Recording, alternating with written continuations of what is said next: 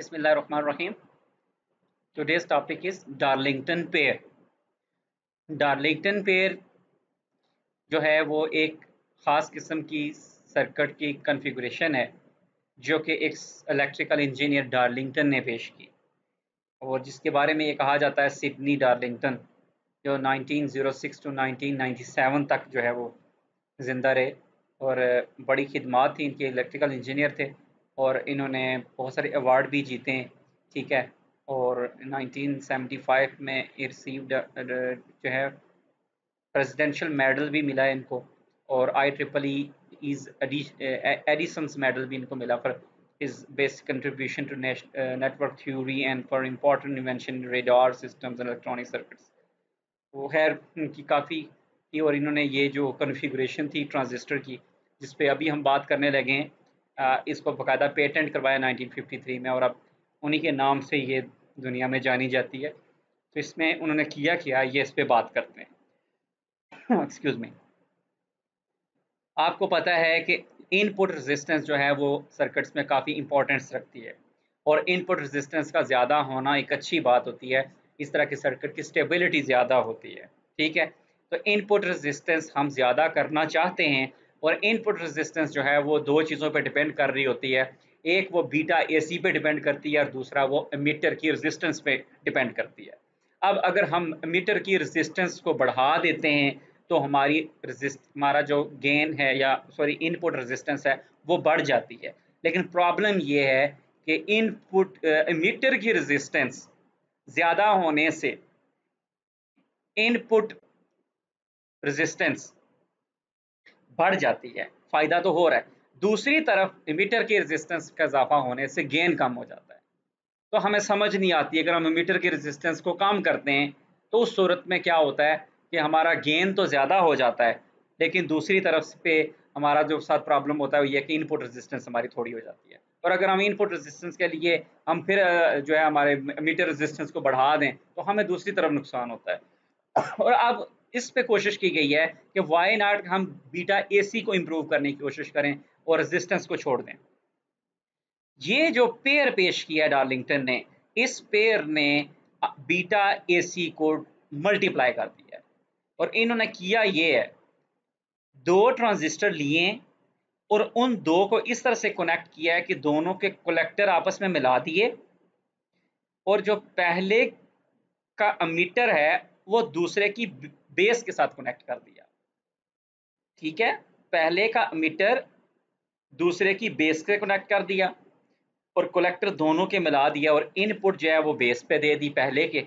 और इसी तरह से सर्किट जो है, अब क्या है कि जो बेस करंट है वो दोनों एमीटर से गुजरेगा, ये दोनों एमीटर से गुजर के जाएगा।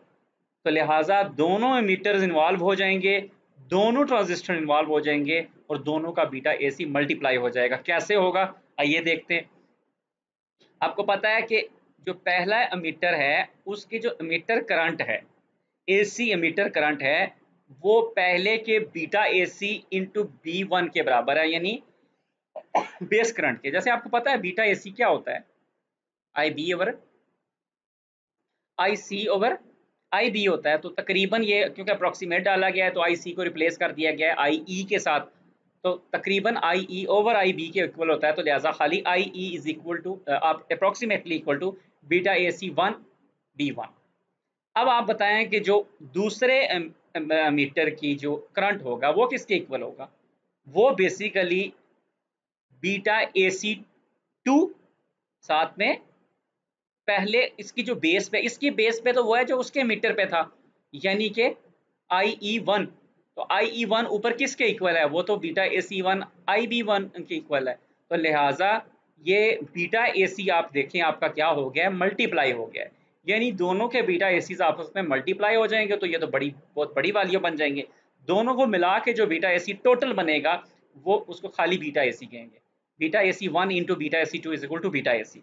तो अब हमें पता है कि हमारे जो R इन है यानी इनपुट रेजिस्टेंस है वो बेसिकली इक्वल है beta AC into R E prime plus RE।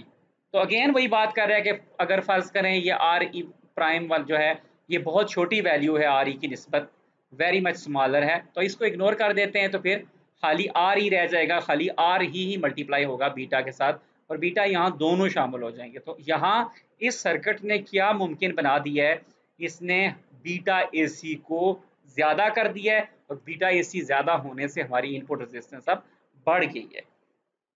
इसको और समझने के लिए, अच्छा समझने के लिए एक एप्लीकेशन है, यहाँ पे एक मिसाल है, और मिसाल ये है कि इसका अब इस्तेमाल क्या हो सकता है। याद रखें कि ये आपको एक एप्लीकेशन दिखाते हैं।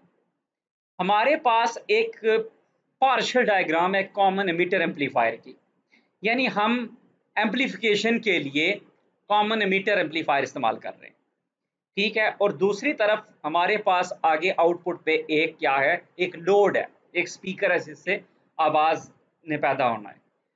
अब अगर हमारे इस सर्किट की आउटपुट रेजिस्टेंस ज्यादा है और हमारे लोड की इनपुट रेजिस्टेंस थोड़ी है, यानी इस बात पे गौर कीजिएगा कि हमारा जो एम्पलीफायर का सर्किट है उसकी आउटपुट रेजिस्टेंस ज्यादा है, और जो लोड कनेक्ट कर रहे हैं उसके साथ उसकी इनपुट रेजिस्टेंस कम है।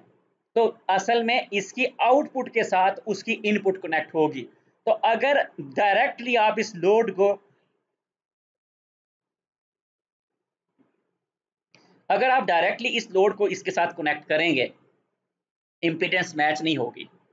यानी आप एक हाई इंपीडेंस आउटपुट के साथ एक लो इंपीडेंस लोड लगा रहे हैं, हाई आप इम्पीडेंस वाले को लो इम्पीडेंस वाले के साथ जब आप चीज़ मिलाएंगे तो याद रखें इसका हमेशा नुकसान होता है। जब इम्पीडेंस मैच नहीं करती तो transfer of power, transfer of signal सही तरह से कभी भी नहीं होगा। अगर आप चाहते हैं कि किसी जगह एक चीज़ को दूसरी चीज़ के साथ मिलाएं तो ये शर्त है कि उन दोनों चीज़ों की रेजिस्टेंस या इम्पीडेंस मैच करे। कम्युनिकेशन का ये असूल है कि जब तक इम्पीडेंस मैच ना करे आप फेयर तरीके से ट्रांसफ़र ऑफ पावर नहीं कर सकते। लिहाजा अब आप गौर करें, अब हमें एक इंटरफेस की ज़रूरत है, अब हमें एक दरमियानी सर्किट की ज़रूरत है, और वो जो दरमियानी सर्किट होगा वो हमारा ये एमिटर फॉलोअर का डार्लिंगटन होगा।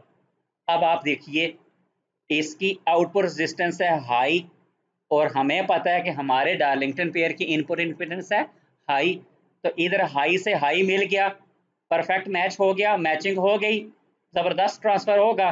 फिर उसके बाद हमारे डार्लिंगटन पेयर एमिटर फॉलोअर की आउटपुट रेजिस्टेंस है लो, ठीक है, और आगे से जो लोड रजिस्टर है उसकी भी इनपुट लो है, इसकी आउटपुट लो है, उसकी इनपुट लो है, तो यहाँ पे भी जॉइंट ठीक बन जाएगा, तो ट्रांसफर ऑफ पावर बेहतरीन होगा।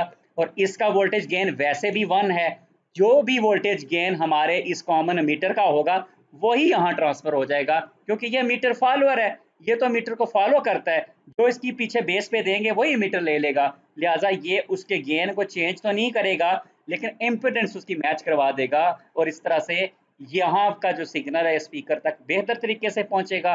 बेहतर तरीके से जो है ना इंटर वो क्या होगा कि इनकी इम्पीडेंस मैचिंग होगी। तो यही वजह है कि इस तरह से मामलात में इस तरह का सर्किट इस्तेमाल होता है। तो ये यहाँ पे एज अ बफर इस्तेमाल हुआ है, बफर के तौर पर इस्तेमाल हुआ है, ठीक है।